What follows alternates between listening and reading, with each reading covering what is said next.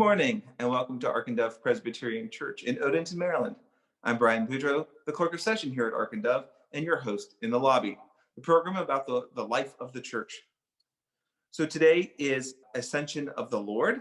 I will be talking to Reverend Jose Lopez Chapa about Comunidad Presbiteriana La Trinidad. But first, the announcements. This week, we started our first in-person outdoor service, and our next in-person outdoor service will be May 30th. If you are interested in joining in the future, don't forget to RSVP online. The link is in the archive, and it only takes about 30 seconds to do.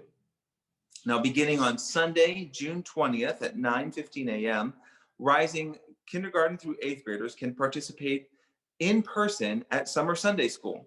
Weather permitting, it will take place every other week on the church grounds with all the safety measures in place, but we need your help.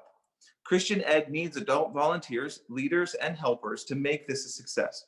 So even if you can only give 1 week of your time, they would really appreciate it. Dates for the classes are June 20th, July 4th, July 18th, August 1st, August 15th, and August 29th. So reach out to Sarah Fox to sign up. Now, normally, the next announcement is part of our standing activities, but this week I have a special announcement. The Friendly Seniors Tea will hold their afternoon tea this Thursday, May 20th at 3 p.m. Only it's a little different because they are going to meet face-to-face. That is, Friendly Seniors will be holding their afternoon tea at the tables outside the church at the usual time, 3 p.m.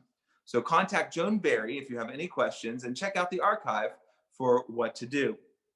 Now, everyone is made up of a bunch of parts, not just eyes and ears and elbows, but also class and cultural background, sexuality, gender, education, race. And so that combination of parts is called intersectionality. So Katie Nilsson Johnson is offering a 5-week discussion class to explore intersectional theology and to learn about the traditions of what can be found around us. So we're heading into week 3 of this class. On May 20th at 8 p.m., they'll be discussing the witness of Latinx Christians. There are more sessions on May 27th and June 3rd. So RSVP with Katie Nilsson Johnson for a Zoom link. This Tuesday, May 18th at 7:30 p.m., the Gleam team will host a Zoom discussion of the book, A Brief Guide to Ministry with LGBTQIA Youth by Cody J. Stevens. To RSVP, please contact Amy Tardif. Now, if you or a family member graduated or will be graduating soon from high school, undergrad, or grad school, let Ark and Dove know. We want to celebrate your achievements, so please include the graduate's name, school, and if applicable, degree. And graduates will be included as part of the prayer list, formally acknowledged in the June 20th bulletin and celebrated by the Ark and Dove community that week. The Summer Book Club returns in May with Ta-Nehisi Coates' highly acclaimed magical realism novel, The Water Dancer. The group will meet on Zoom on Tuesday, May 25th at 7:30 p.m. So contact Kim Champagne or Pastor John if you are interested. Other books this summer will be A Children's Bible by Lydia Millett and When No One Is Watching by Alyssa Cole. Godly Play will have an end-of-year celebration on June 13th at 3 p.m. This will take place on the church grounds, weather permitting, and will include games, fun, and treats to take home. So as always, all safety measures will be followed. This will include wearing masks, social distancing, and hand sanitizing. So contact Sarah Fox for more details. There is a new small group starting on June 8th. So for many of us, the past year has been one marked by both personal and communal loss, and we've lost loved ones, our routines, and even trust in our society.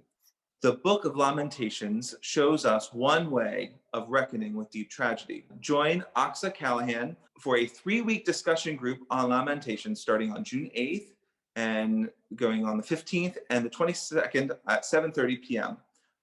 Please RSVP with Oxa for the Zoom link.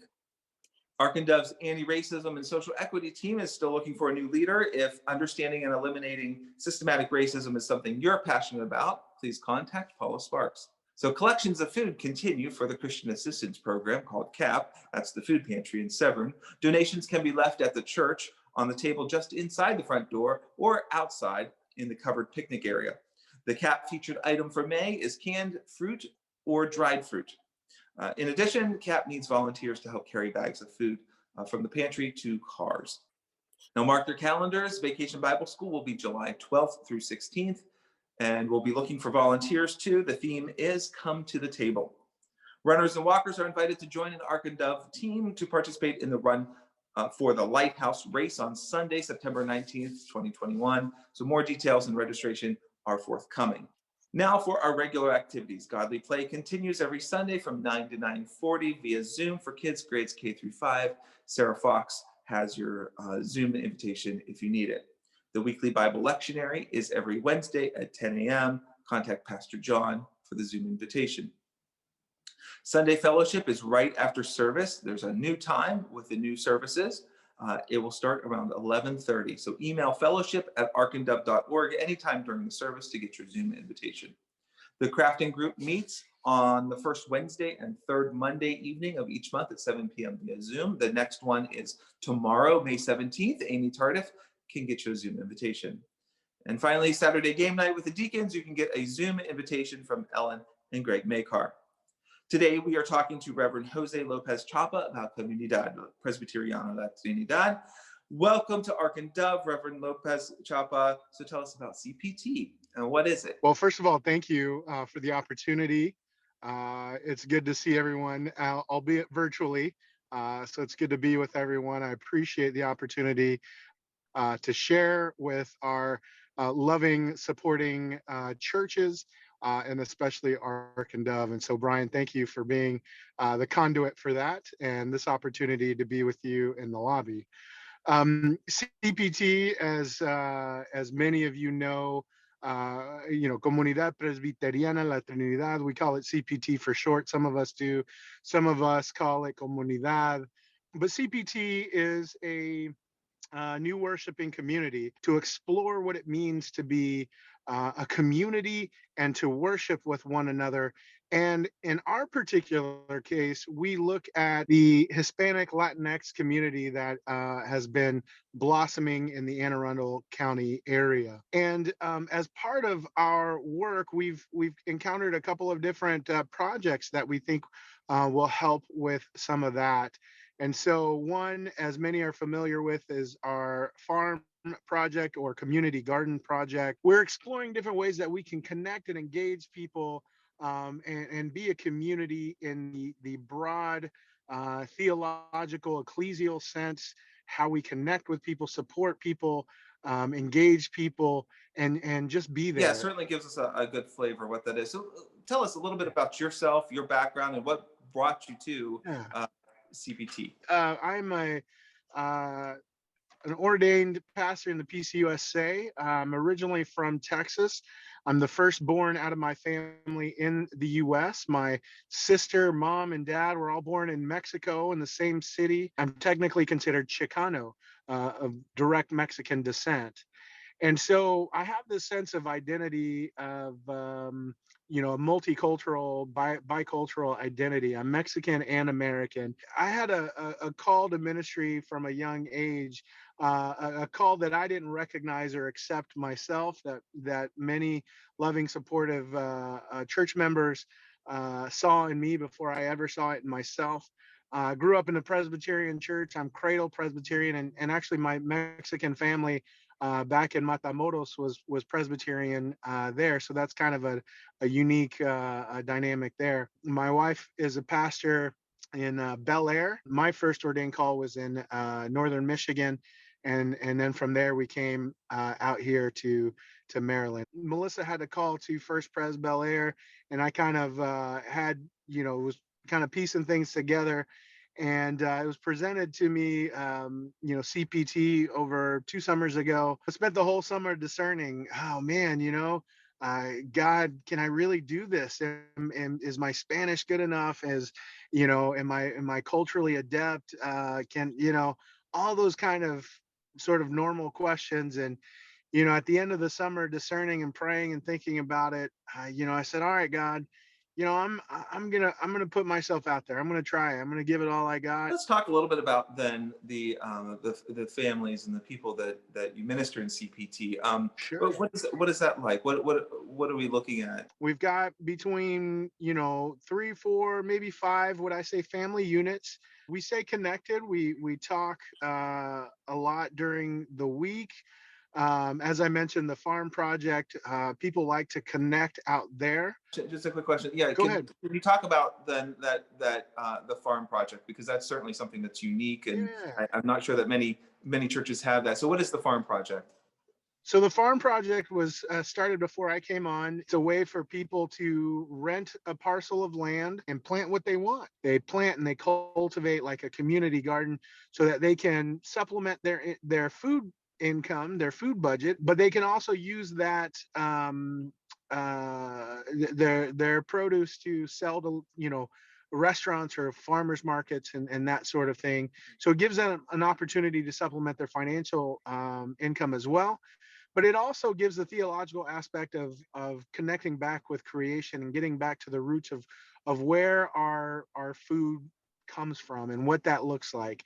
And we try to have devotions and Bible studies out there when we can. Are you meeting together when you have when you meet on the weekends to cultivate the garden? Are you doing this all together? Some of it is organic. Some families can come some weekends, and other weekends they can't. So it just sort of depends.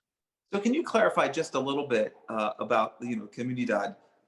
So are we Sure. talking, is CPT a church, or is it something else more than that? What is CPT? Well, that's a really good question, Brian, and that goes back to my original comment of it's a new worshiping community.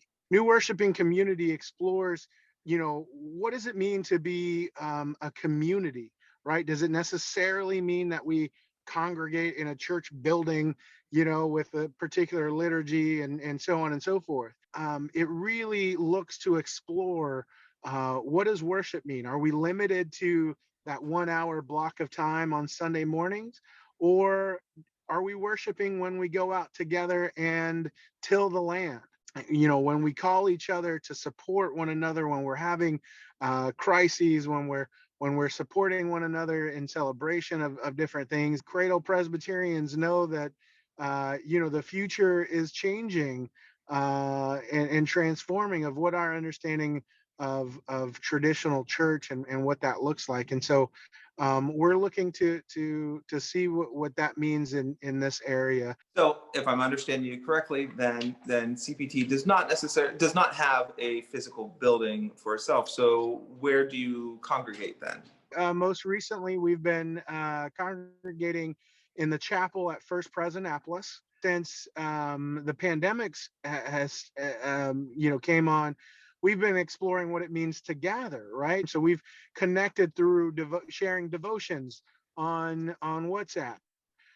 We've had two-way, if you remember, two-way and three-way calling on telephones. We've connected on recording devotions on Sunday, and shared them on Sunday mornings and on Facebook and YouTube, where we're meeting out at the farm, socially distanced with masks. And that's wonderful to see that there's been an evolution, much like like Ark and Dove had to evolve in this pandemic. I'm glad Absolutely. to see that CPT was also able to evolve as well, because this is obviously a Sure. need that our community has. And so I'd like to take just one step back a little bit. And can you talk to us, especially as a pastor, what you see happening in our community for the Spanish-speaking population, especially during the pandemic, and now as we come out of this pandemic?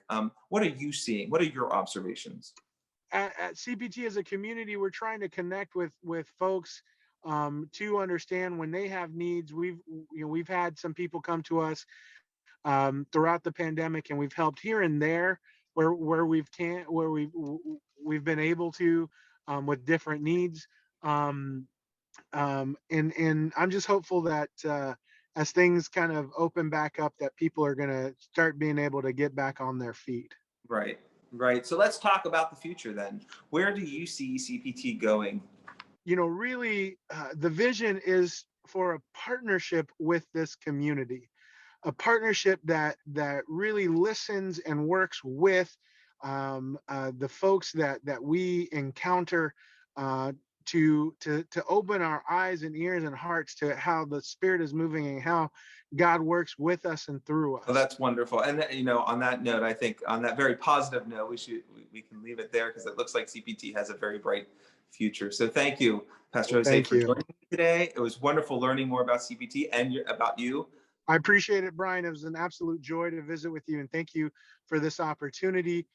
You can always reach out to me. Anyone can reach out to me, and you know, for a conversation, or maybe we can set up a visit to the farm.